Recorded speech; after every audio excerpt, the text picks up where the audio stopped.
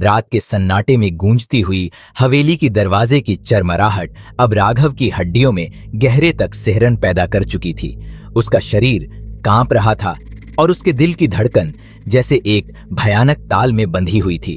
वह समझ नहीं पा रहा था कि उसने आखिर क्या कदम उठाया है।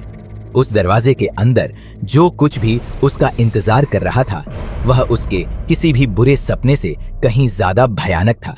राघव अभी भी पुस्तकालय के गुप्त दरवाजे के सामने खड़ा था, जहां कुछ देर पहले ब्रह्म राक्षस की परछाई ने उसे चेतावनी दी थी। उसकी चेतावनी का असर उसके दिमाग पर अब भी मंडरा रहा था। तूने मेरी शांति भंग कर दी है, अब तुझे अंजाम भुगतना पड़ेगा। उसने महसूस किया कि यह कोई साधारण भूत प्रेत की कहानी नहीं थी।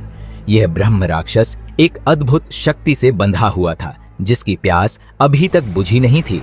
राघव ने अपने डर पर काबू पाने की कोशिश की और उस दरवाजे को खोला। अंदर का मंजर किसी दूसरी दुनिया जैसा था। यह कमरा हवेली के बाकी हिस्सों से पूरी तरह अलग था। दीवारों पर अजीबोगरीब तंत्र मंत्र के निशान खोदे हुए थे, जैसे किसी प्राचीन संस्कार के लिए तैयार किया गया हो। कमरे के बीचों बीच एक बड़ा सा लकड़ी का चौकोर मंच था, जिसके चारों ओर पुरानी मोमबत्तियां जली हुई थीं, लेकिन सबसे ज्यादा भयानक था उस मंच पर पड़ा कंकाल। राघव का शरीर थरथराने लगा। उसे इस जगह से दूर भागने की तीव्र इच्छा हुई, लेकिन उसके पैरों ने जैसे काम करना बंद कर दिया था। उसका दिमाग कह रहा था कि वह मुसीबत में है, लेकिन जिज्ञासा उसे आगे बढ़ने के लिए मजबूर कर रही थी। कमरे के एक कोने में एक पुरानी धूल भरी किताब रखी हुई थी। राघव ने हिम्मत जुटाकर उसे उठाया। किताब के पन्ने पीले पड़ चुके थे, लेकिन उन पर लिखे शब्द साफ साफ दिखाई दे रहे थे। यह किताब उसी ब्रह्म राक्षस की कहानी थी, जो सदियों पहले एक महान ब्राह्मण था, लेकिन उसे धोखा देकर मारा गया था और उसकी आत्मा कभी शांत नहीं हो पाई। वह अब उस हवेली का अभिशाप बन चुका था। जैसे ही राघव किताब के अगले पन्ने पर गया, अचानक कमरे की सारी मोमबत्तियां बुझ गईं और चारों ओर घना अंधकार फैल गया। राघव का दिल जैसे उसके गले में आ गया था।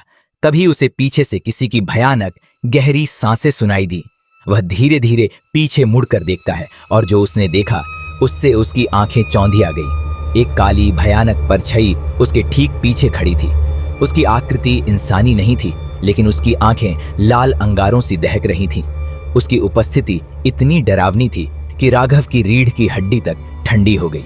वह परछाई धीरे धीरे राघव की ओर बढ़ी और उसकी आंखों में एक अजीब सी चमक थी। अचानक वह परछाई जमीन से उठकर हवा में तैरने लगी। राघव ने देखा कि परछाई के शरीर से धुंध की मोटी परत निकल रही थी, जो धीरे धीरे कमरे को घेरने लगी। परछाई ने एक गहरी भयानक आवाज में कहा, तू यहां से बच नहीं पाएगा। राघव की टॉर्च अचानक बंद हो गई और वह पूरी तरह अंधेरे में घिर गया। उसकी सांसें तेज हो गईं और वह दरवाजे की ओर भागा, लेकिन दरवाजा खुद ब खुद बंद हो चुका था। वह अब इस कमरे में कैद था और परछाई उसके चारों ओर मंडरा रही थी। उसे ऐसा लगा कि जैसे कोई अदृश्य शक्ति उसे अपनी गिरफ्त में ले रही हो। तभी कमरे के बीचों बीच रखी किताब फिर से खुल गई और उसमें लिखे शब्द अपने आप चमकने लगे। राघव ने देखा कि किताब के अंदर एक रहस्यमय मंत्र लिखा हुआ था, जो इस ब्रह्म राक्षस को वश में करने के लिए था, लेकिन वह मंत्र अधूरा था। राघव किसी तरह अपने आप को समेटकर उस किताब के पास पहुंचा। वह जानता था कि यह उसका आखिरी मौका हो सकता है। जैसे ही उसने मंत्र पढ़ने की कोशिश की, उसकी आवाज रुकने लगी। उसके गले में जैसे कुछ अटक गया था। परछाई और तेजी से उसके पास आने लगी और उसकी आंखों में खून उतर आया था। राघव ने किताब को जोर से पकड़ लिया, लेकिन अचानक कमरे की दीवार हिलने लगी। दीवारों से अजीब आवाजें आने लगीं, चीखने, कराहने और भयानक रोने की आवाजें। ये सब इतना अचानक हुआ कि राघव के हाथों से किताब गिर गई। दीवारों पर खुदे तंत्र मंत्र के निशान अब चमकने लगे थे। पूरे कमरे में एक अजीब सी बिजली की गड़गड़ाहट गूंजने लगी। कमरे की दीवारों से अचानक कई दरवाजे उभर आए, जैसे यह कोई भूल भुलैया हो। हर दरवाजे के पीछे से अजीब और डरावनी आवाजें आ रही थीं। राघव समझ नहीं पा रहा था कि वह कौन सा दरवाजा खोले। हर दरवाजा उसे एक नई चुनौती की ओर बुला रहा था, लेकिन कौन सा दरवाजा उसकी मुक्ति का रास्ता था। राघव ने हिम्मत करके एक दरवाजा खोला। जैसे ही वह अंदर दाखिल हुआ, उसे सामने एक विशालकाय अंधेरी सुरंग दिखाई दी। सुरंग की दीवारें तंत्र मंत्र से ढकी हुई थीं और उसके अंदर से एक ठंडी हवा चल रही थी, जिससे उसकी हड्डियां कांपने लगी। वह सुरंग के अंदर कुछ कदम ही बढ़ा था कि उसके सामने एक और दरवाजा आया, जो खुद ब खुद खुल गया।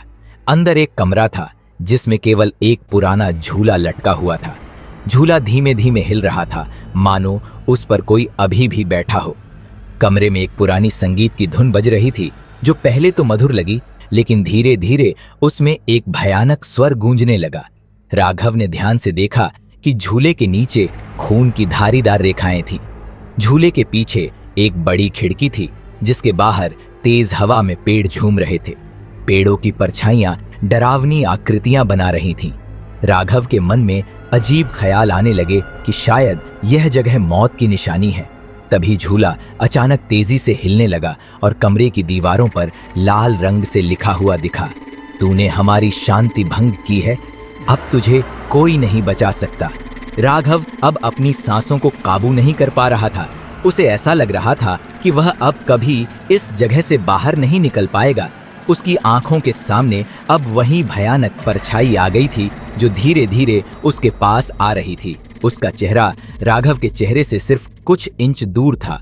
उसकी आंखों में जलती हुई आग और मुंह से निकलता धुआं राघव को भय के गहरे सागर में डुबो रहे थे।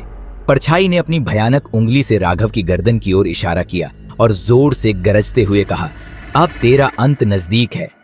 राघव ने भागने की कोशिश की, लेकिन उसके पैर जैसे जमीन में धंस चुके थे। वह दरवाजे की ओर भागने की कोशिश कर रहा था, लेकिन दरवाजे खुद ब खुद बंद हो रहे थे। उसे ऐसा लग रहा था कि हवेली के सारे दरवाजे अब उसके खिलाफ हों। तभी अचानक एक और दरवाजा तेजी से खुला और बाहर से एक अजीब रोशनी आई। राघव को लगा कि यह उसकी आखिरी उम्मीद है। वह दरवाजे की ओर दौड़ा और जैसे ही उसने उसे पार किया, वह एक गहरे कुएं में गिरता चला गया। राघव की चीख हवेली की दीवारों में गूंज रही थी। लेकिन उस कुएं के अंत में क्या है? क्या वह बच पाएगा या ब्रह्म राक्षस की शक्तियां उसे खत्म कर देगी? आगे क्या होगा, जानने के लिए सुनिए अगला भाग।